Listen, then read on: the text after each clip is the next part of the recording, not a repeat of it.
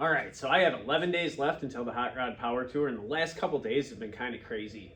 Not only did I lose a couple chickens to a fox, and I spent a long time looking for them, my dog ended up running away and getting locked up in jail. So I got a video I'm going to put together the last couple days. It starts off with the 1940 Mercury that I just put a video out on. After moving the fuel pump, I had some problems. So I'm going to go through, kind of show you what my last couple days have been. And I'm going to get to work on this car, because in 11 days, this thing's got to be ready to travel for Hot Rod Power Tour. Okay, so it's the next day, and I was going to pull it out.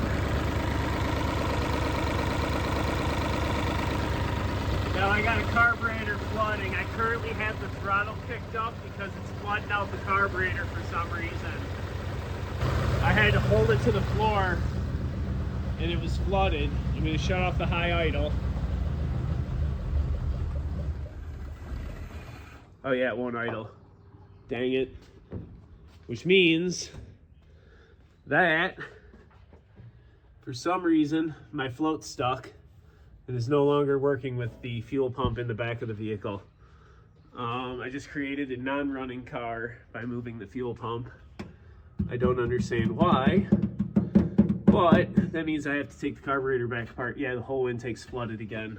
All right, I got to figure out how to shut the pump off and get this engine unflooded so that it doesn't get all in the oil. So yeah, the car went from just starting with nothing and a little bit of choke to me having to floor the engine because it's flooding out. I pinched the fuel line off. I'm going to pull out, this is a high idle control without the choke. The choke's over here. Kind of a cruise control, I assume, but I don't know. Or cold weather. It should run out of fuel here if this is pinched off.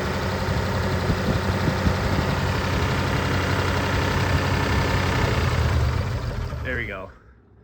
All right, so the carburetor's empty now, so it's not flooding anymore into the engine like it was. Okay, a couple thoughts. Two thoughts, actually. Well, both with the same reason. Some piece of dirt is now stuck in my float because I've rebuilt this carburetor and it should have a new needle and seat. And so I think there's a piece of debris stuck on the needle that's not allowing it to close because this fuel pump should not overpower that needle. And it was obviously flooding out of the carburetor. Now the reason is one of two.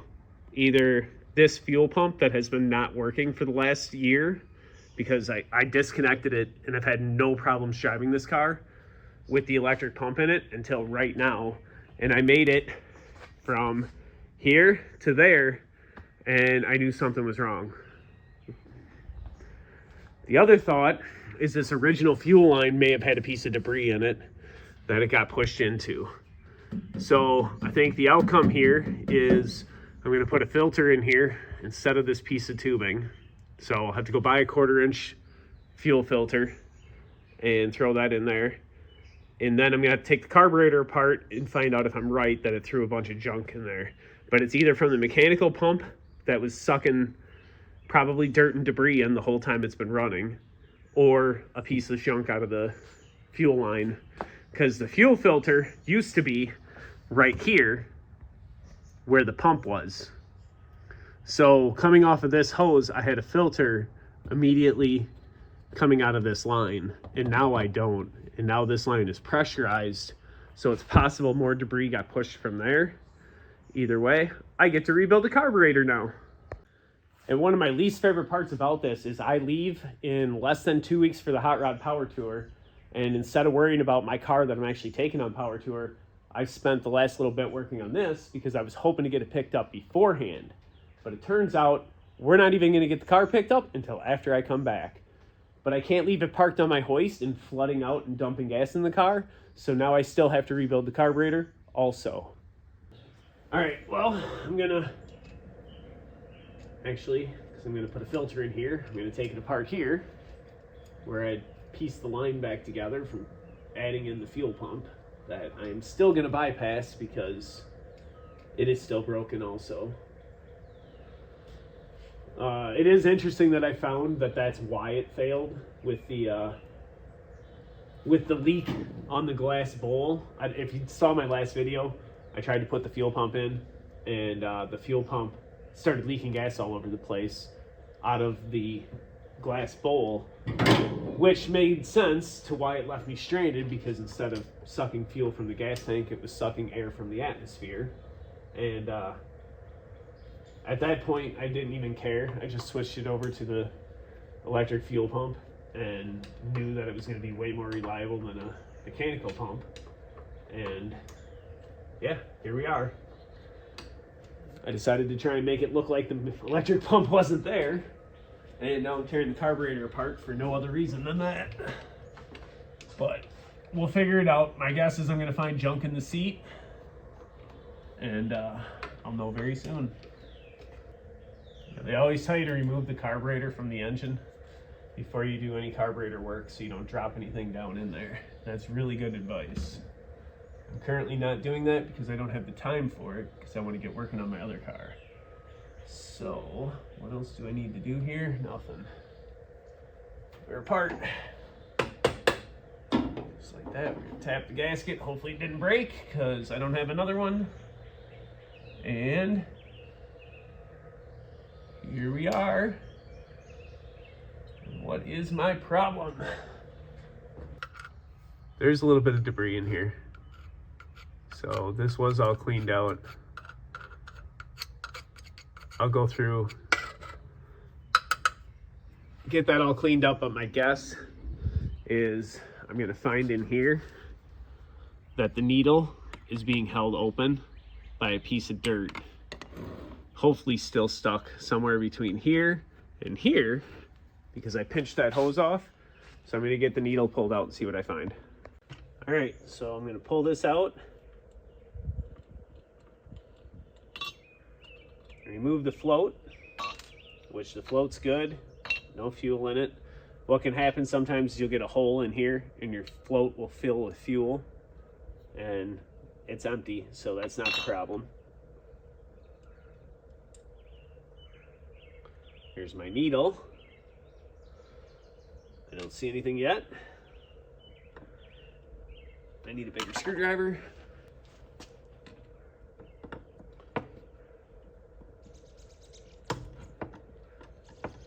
So under the seat, I'm hoping to find some dirt. Oh, I did find it.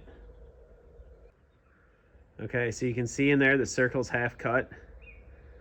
There's a chunk of something right there that was holding my needle open. So I'm gonna go ahead and get it pulled out of there and find out what it actually was. But you can see in the hole there that the hole's like half clogged. All right, so down inside here, what do we have? And there it is.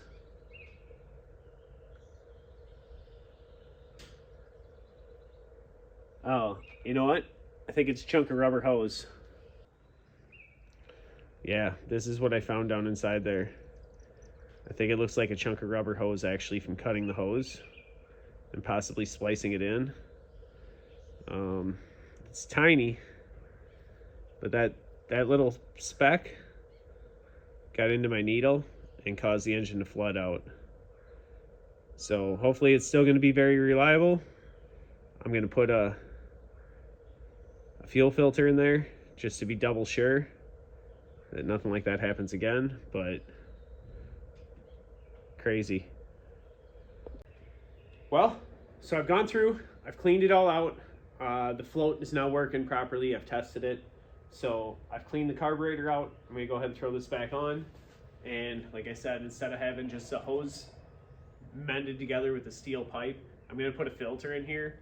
It obviously looks like it was rubber from one of the hoses and not dirt, which is good, but it's still a problem because I have the carburetor taken apart right now. But I'll get this all tossed back together and this thing should run like it's supposed to, because I've had absolutely zero problem starting this car up, probably 60 times in the last few months, because I've been moving it because unfortunately I just don't have the room. I own too many vehicles, and so...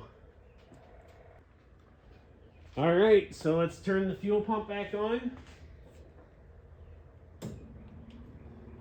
Make sure there's no gas leaking anywhere. I can see my fuel filter's filled with fuel. The only one I had here was a 5/16, and it is a 1/4 inch hose, so I did force it in there, but it's what I had to do. Carburetor should be filled by now, and it looks completely dry. So if we're back to the way it was, I should be able to hit the button and this thing fired right up. So there we go.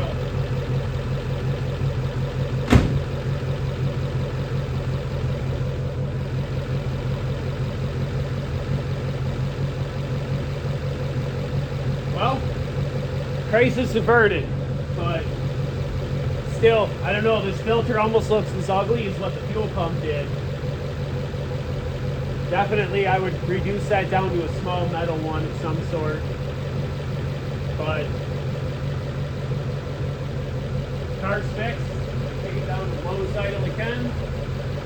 That's down there.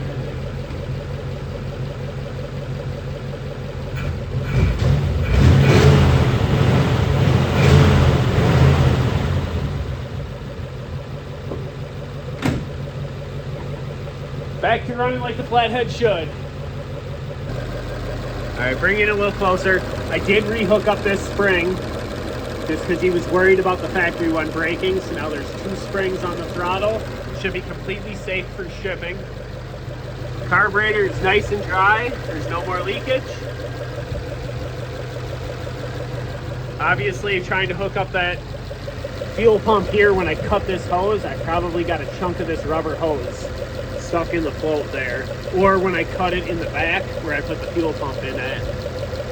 But either way, this float bowl was leaking and that caused gas leak, so we're gonna leave it just like it is. Actually, it was probably when I pulled it off of this. When I pulled it off this hose barn, I probably got a chunk of that rubber when I pulled it off, and then I put it back in and together here to put the fuel pump back together.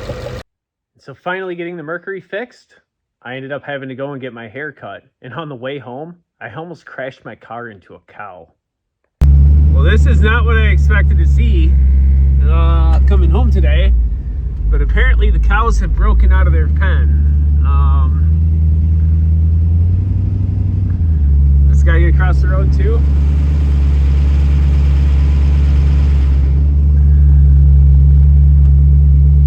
I don't think they're supposed to be loose like that.